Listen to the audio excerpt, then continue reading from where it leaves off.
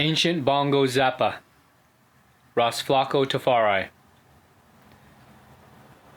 Trod many hills, many rocks and mountains. Walked the slippery slope. Listened to chatty mouths round and about. They think they know what I Rastafari is about. Too many false conclusions. It is good to remain the least among the brethren, and avoid word battles. Wisemind Publications.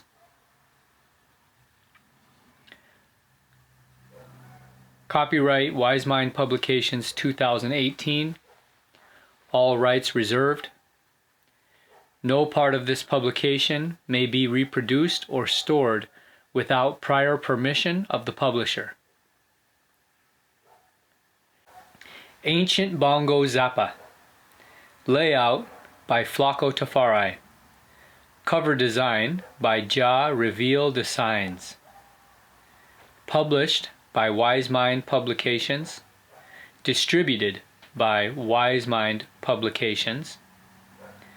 Contact rossflacco@gmail.com. RASFLAKO@gmail.com.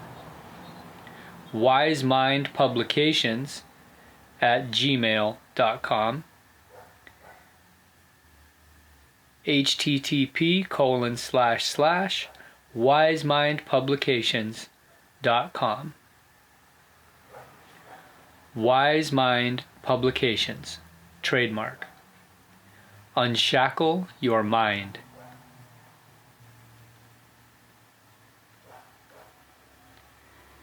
Table of Contents. Page 6, Youth Days and Reason to Cite Up Rastafari. Page 9, Tribulation. Page 10, Faith in Jah. Page 12, The Nyabingi House. Page 13, Bongo Wato and Ital Livity. Page 15, My Experience with the Nyabingi House. Page 16, Rastafari Today. Page 17, Reggae Music and Sisters. Page 18, Repatriation and Message to Rastafari International. Page 20, Pooling of Resources. Page 21, Cannabis Sativa. Page 22, Word of Guidance.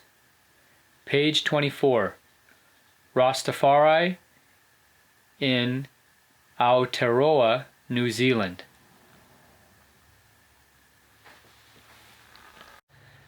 Youth Days. I man trotting from in the 50s, coming up to 1972. I man cite up Rasta from 1972, but seriously, in the year 1975, I began this Ital trod strict and serious. Reason to cite up Rastafari. I man was looking on the religious side of things, and the cleanest path I could trod up is Rastafari, who shows I the ways of healthy and clean living, which are the most essential part of life. So I said to myself, I am going to trod Rastafari through the powers of I Majesty. During my early years trotting, my teacher, Miss Nish, told us in class that the Emperor will be visiting Jamaica in April 1966. I was 11 and some months.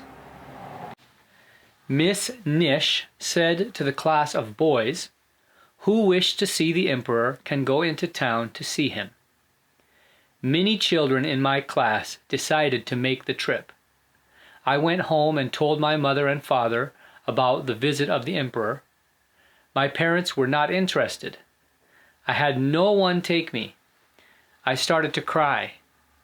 My neighbor, an old lady, heard my cries. She said to me, "Don't worry yourself, son. Bathe and put on your clothes.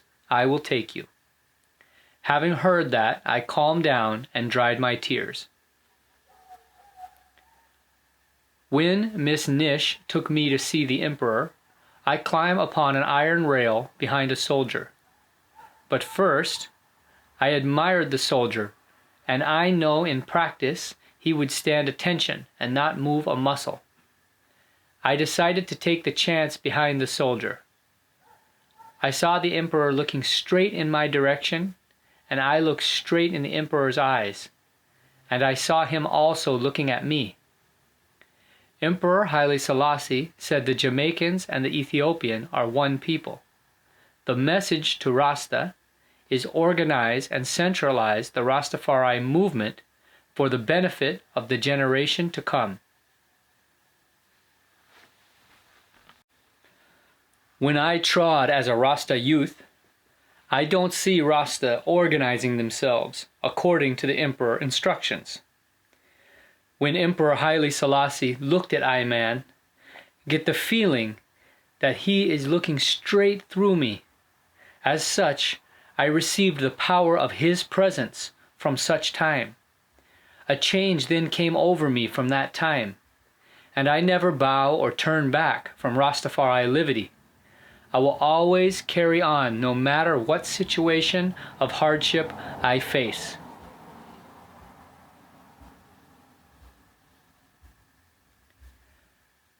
From the time I sight up Rastafari, I was banned from the family. I had no locks at that time. My parents said, "The boy want turn Rasta," and they are not into any Rasta business. My grandfather, whose name was Black Boy, went through the Coral Garden atrocity. His wife saved him. When the police came to his yard to arrest him, she covered him up with clothes behind the clothes hanger. She stood up in front of the clothes hanger and did not move. The police who entered the room to search, but just could not find his hiding place. That is how my grandfather was saved. My grandfather told me that he had a miserable woman. He lost his locks due to the Coral Gardens atrocity, and now this woman wants him to shave his beard. My grandfather told me that he could not take it anymore. So one early morning he took up his working clothes and machete. He leaves the yard and never returns. He said he would not trim his beard to suit a woman. I now took things more seriously in the footsteps of my grandfather. But one day my grandfather's head was not right, and we was trying to cut my locks. I looked at him and said, "But how the I was Rasta, and your grandson trotting up as Rasta, and you come as barber?" He stand up and stare at me. I just walk away, leave him standing. Wisemind Publications. Tribulation. I get a work on a construction site.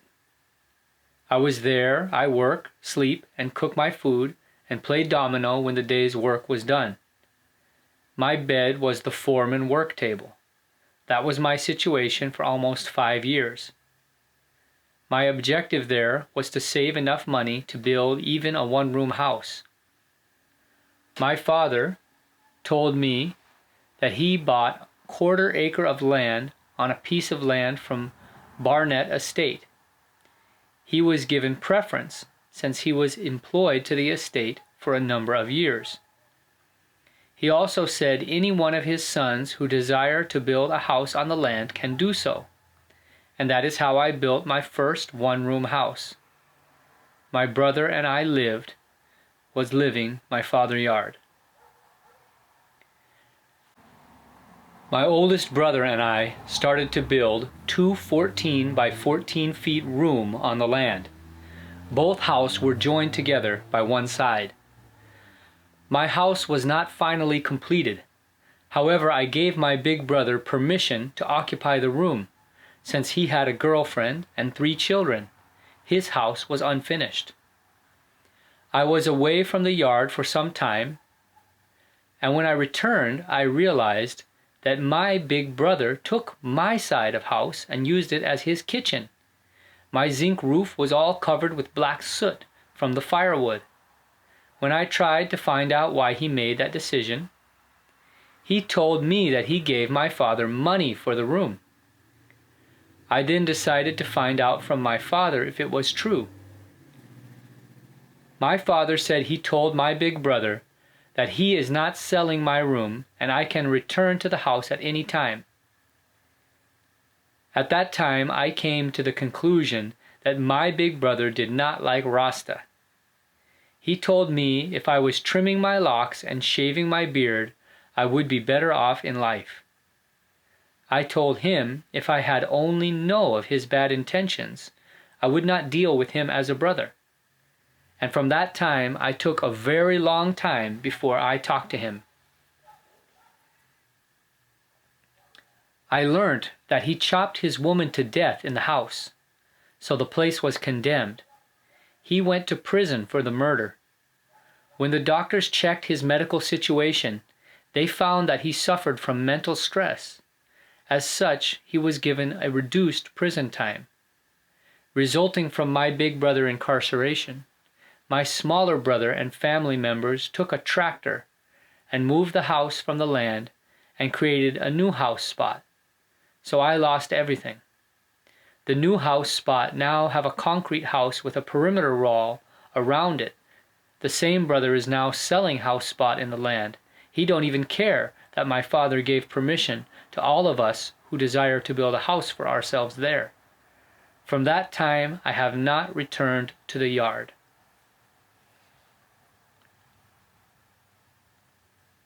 Faith in Jah. In my early days, when I was working on a construction site in 1975, I hear the sound of men and people who were shouting, "Jah dead!" When I heard all of that, I replied, "Rastafari live, man!" A few months from what I heard the Bob Marley song on the radio, "Jah live, Rastafari live," I feel very powerful and joyful in myself as a little Rasta trotting up ayah, and from that time I became more serious with the livity. Rasta movement is still alive in Jamaica. However, we are not doing what Emperor Haile Selassie told us to do. As such, we are not getting things right.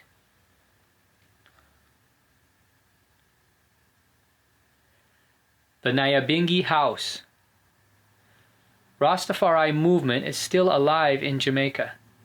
But one sad thing is that we are not doing what the Emperor told us to do, which is to organize and centralize the Rastafari movement. If we fail to do this, we will not get things right.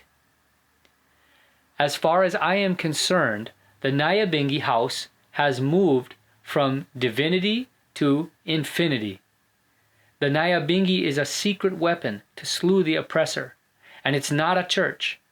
But we have seen now in the Nyabingi tabernacle and priests, which same as is a church.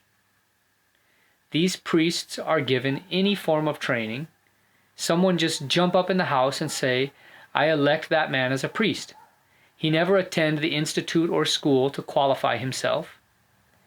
If we want a priest, we should elect someone and send him to the school for training, so he can gather the necessary knowledge to administrate in that field of work. There are many roles of a priest, such as sanctification, marriage, and rite of passage. It's the full spectrum of life.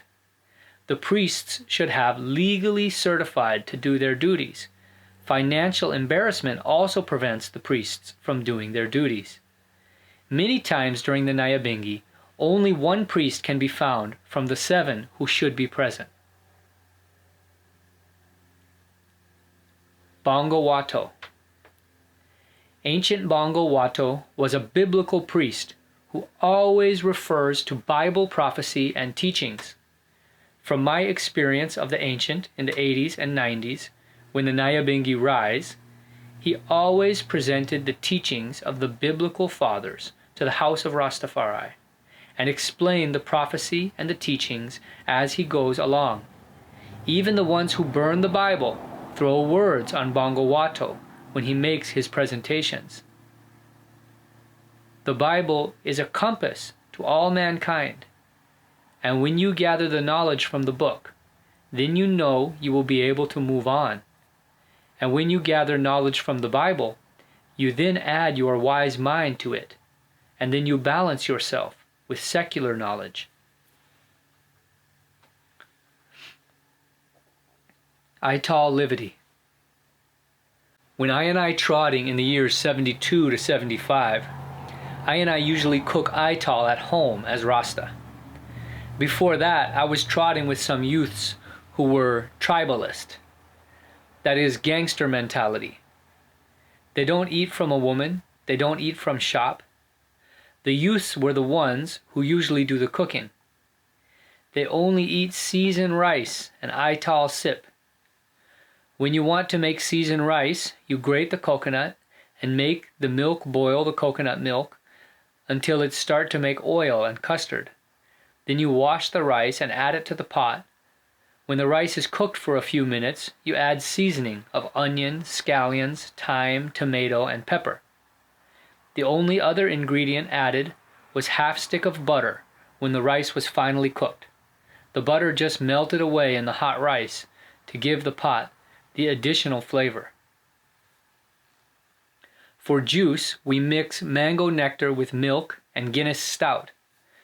During that time, we were drinking condensed milk. If any one of us went home to eat what was provided, we would find out, you would surely get a beating and would not be able to enter the group anymore or be allowed to smoke the chalice. The position taken by all was, you rattle. We were very serious and strict those days, and from that experience among the brethren, I started to cook my own food. I was so good at it, even my brethren wanted me to fix their meals. Wisemind Publications. My experience with the Nyabingi house. The house of the Nyabingi, Granville, Pitford, usually keeps a banquet every 2 or 3 months. The last banquet I attended was held at Watson Taylor Park, Lucia, Hanover. My duties were to assist the chef. Some of my duties were to make the fire, prepare the food and vegetables, and wash the pots. The banquet is like a holistic feast of Ital food, natural juices, and pastry. There is also the educational side of things, in which guest speakers on healthy living and practices make their presentations. Sometimes cultural entertainers make their presentations in the form of poetry and songs along with Nyabingi chanting. Whenever the banquet was outside of Montego Bay, we used a car to transport the goods and whatever we would need for the occasion. I traveled over 7 parishes in that car. After a time, we had some administrative problems, and brethren like Byron, Carlton, I, and a few more brethren withdrew our services. Rastafari today. How I see Rastafari movements today, if we don't take the Emperor words serious, we will not reach anywhere. If we don't organize and centralize the movement of Rastafari as the Emperor told us, we will experience hardships. The needs of Rastafari are food, clothes, shelter, and education. Emperor Haile Selassie told the Jamaican that those who wish to return to Africa should do so, while the others should organize and centralize themselves. There are still many ones with an inferiority complex and wrong concept of Rastafari livity. Reggae music. Reggae is liberation music to free individuals from mental slavery. However, some aspects of reggae have become music madness or sexual madness of people walking on stage half naked, or even off stage wearing bedroom clothes. Rastafari energy is strong all over the globe. People will give good response to Rasta musicians on stage. But there are some DJ and singers who will shout the name Selassie I. They refuse to give the honor, which is Emperor Haile Selassie I. They just use the music as financial gain, and when they acquire the money, they turn their back and don't give support to the Rastafari movement. I think that music with the label dance hall is not liberation music to free the people. Sisters. I only see a few sisters holding up their heads, while many among them are about their sexuality. Repatriation. Rastafari always, they will not give up the continent for the island Jamaica. However, many Rastafari appear to be very comfortable with their situation in Jamaica. One day, one Rastafari said to me that he will not leave Jamaica and go to live in Africa. He said he know Jamaica and don't know Africa.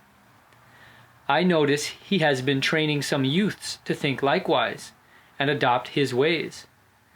As such, very few Rasta that I know are speaking about repatriation today. Whenever they speak of reparation or repatriation, they would like to have the money to stay in Jamaica. Reparation money should not be money in hand, but for the return of the African to Africa, the motherland, and to improve their status in life. Message to Rastafari International. I Rastafari living in Jamaica acknowledge the good works that the global Rastafari family are doing. At first we were being concerned about the works. Now we have realized that many ones are doing good works outside Jamaica to fulfill the duty. I living in Jamaica should now take care of I self and live good with the knowledge that the time will come when for Rastafari to leave Jamaica, I all will be healthy and wise. Wisemind Publications. The pooling of resources. The ancient and the modern must be together, so that the Rastafari creed can be fulfilled. When Rastafari come to reason in their respective groups, discussing their own affairs, resources should be pooled to accomplish set goals for the order of the Nyabingi. It is first and third Sunday reasoning at the Nyabingi Center. This is a good means of pooling needed resources.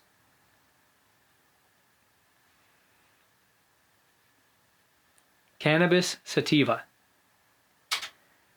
Cannabis sativa is for the healing of the nation and for higher meditation. Reggae music should bring in the money, is the money earner. Now today, ganja is out of Rastafari reach, as men and people along with politicians have the business. In the early days of ganja farming, the Rastafari ganja planter could come to town, make a sale, and return to the hills with enough supplies for a good while. Babylon have closely studied how the Rastafari ganja farmed survived throughout the many years in the bush and have now decided to end his way of life, using drastic methods of military and police raids and lock of individuals in jail. Another situation is when armed robbers raid the ganja plantation and take the crop. If you retaliate, you will be shot, and your body will be burnt in the bush. Ganja business is money business, and now Rastafari has found themselves out of that cash flow. The greatest example for me was Bongo Beard, who owned acres of land. He planted coconut trees and many other crops. He had a big ganja plantation. I now live to see him reach the stage when he was robbed of ganja and ganja money. He had to resort to purchasing ganja from others to sell to make a living. Eventually, ancient Bongo Beard was robbed of his ganja and money. He was beaten in the head with a hammer. He died shortly from his injuries. Words of guidance. Rastafari brethren and sistren, keep up the livity and faith of Rastafari wherever they are, and through the powers of Emperor Haile Selassie and Empress Menen, more strength will be given on your journey.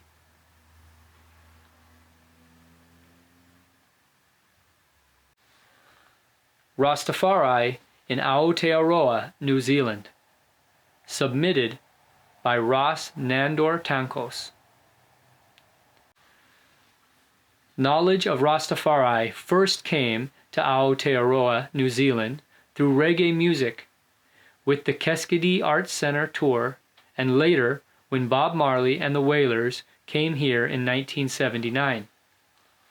A 12 Tribes of Israel house was established in Auckland shortly after that, and became an influential center of Rastafari teaching for many years, spawning businesses, a record label, and a number of bands.